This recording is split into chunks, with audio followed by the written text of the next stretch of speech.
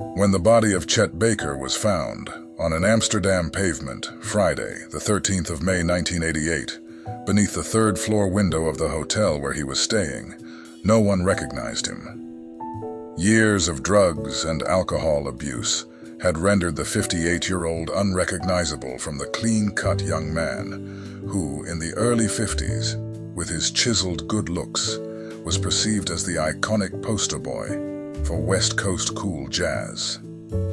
Baker's death was officially deemed to have been a tragic accident that resulted from him falling from his hotel window. Chet Baker has been dubbed by some as the James Dean of jazz because of his good looks, or affectionately known as the Great White Hope of jazz by some black musicians because of his comparison to Miles Davis. Though in truth, it's an odd and ill-fitting description. For one, the singer-trumpeter's career was much longer and more productive than that of the doomed actor. And either way, Baker's unmistakably intimate playing style and smooth, seductive vocals captivated listeners from the time he burst onto the jazz scene. He quickly became the epitome of West Coast cool jazz and proved to be one of, if not the, most popular jazz trumpeters of the 1950s. He also greatly influenced bossa nova pioneers who strived to emulate Baker's low, whispery vocal delivery. Chet Baker was born Chesney Baker Jr. on December 23, 1929, in Yale, Oklahoma. Baker's parents were musically inclined, and in later years were supportive of his career as a musician. His father, Chesney Henry Baker Sr., was a professional guitarist who was forced to obtain a regular job during the Great Depression, and his mother, Vera, was a gifted pianist. As a child, Baker sang in amateur competitions and in the choir at his local church. By the time he was 11, the Bakers moved from Oklahoma to Glendale, California. Baker's first instrument, the trombone, proved to be too large an instrument for the adolescent, and he soon switched to the trumpet. According to his peers, he adapted to the new instrument within a few weeks and seemed to play almost effortlessly. It was clear that Chet Baker had found his calling in life. Baker's earliest notable professional job was with tenor Stan Getz, though he earned more fame in 1952 when he was chosen by Charlie Parker to play with him for a series of West Coast engagements. Baker then joined the Jerry Mulligan Quartet and recorded My Funny Valentine with a solo by Baker. It became a hit and was associated with Baker for the rest of his career. Baker started his own quartet and released popular albums between 1953 and 1956. He then won readers' polls at Metronome and Downbeat magazines, beating trumpeters like Miles Davis and Clifford Brown. In 1954, readers named Baker the top jazz vocalist, and Pacific Jazz Records released Chet Baker Sings, an album that increased his visibility. Baker, with his youthful, chiseled good looks, was often photographed, and he had a cool demeanor that evoked breezy California playboy living. He became somewhat of a teen idol, on top of being a respected, up-and-coming jazz musician. Hollywood studios saw movie star potential in Baker, and he made his acting debut in the film Hell's Horizon in the fall of 1955. Baker declined a studio contract, preferring life on the road as a musician. In September 1955, he left for Europe for the first time, completing an 8-month tour. Returning to Los Angeles, Baker returned to recording for Pacific Jazz. His output included 3 collaborations with Art Pepper, including Playboys, and the soundtrack to The James Dean Story.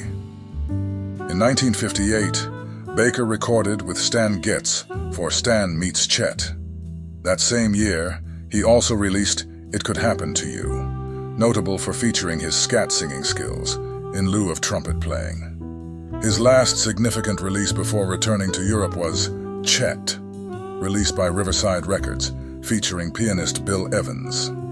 Like many jazz musicians from that period, Chet Baker had been seduced by narcotics, perhaps believing that drugs could aid his creativity. Instead, they started to wreck his life. Soon after signing on with Riverside Records, Baker was arrested twice.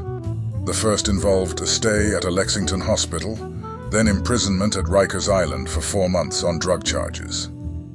Baker said he began using heroin in 1957. However, it was said that he started heroin as early as 1950. Baker left the U.S. for Europe in the late 50s, seeking refuge from persecution by the American authorities over his drug use. Europe proved far from a safe haven, however, and in August 1960, he was imprisoned in Italy for importing narcotics, forging prescriptions, and drug abuse. European tabloids criticized Baker for his drug habit and reckless womanizing and infidelity. Baker spent more than a year in jail and was later expelled from Germany and the UK on drug-related offenses. Back in California, already having reached a low point in his career, Baker was beaten after performing in Sausalito. In his documentary film, Let's Get Lost, Baker said an acquaintance attempted to rob him, but backed off, only to return the next night with a group of men who chased him. He received cuts, and several of his teeth were knocked out. The 1966 incident led to his teeth eventually being replaced with dentures. This ruined his mouth, and he struggled to relearn how to play the trumpet. His drug-infused lifestyle prevented him from committing to recording contracts and often led him to make ill-advised business decisions with recording studios and managers. Despite his immense talent, he lived for the next 30 years as a functioning junkie, fearlessly facing each obstacle that set back his career. Baker is often described as an American dream being dragged through the mud, and in a sense, this is true. For many, he was a man who embodied the 1950s and sang tender love songs. But as Baker himself once said, having to live up to the fantasies of others is a big drag. In 1969, he released Albert's House, which features 11 compositions by Steve Allen, who organized the recording date to help Baker restart his career. In 1970, Baker released Blood, Chet, and Tears. After these unsuccessful releases, Baker withdrew from the music business. He did not release another album for 4 years, and from around 1968 to 1973, stopped performing in public. Moving back to his mother's house in San Jose and living on welfare, Baker was arrested for forging prescriptions.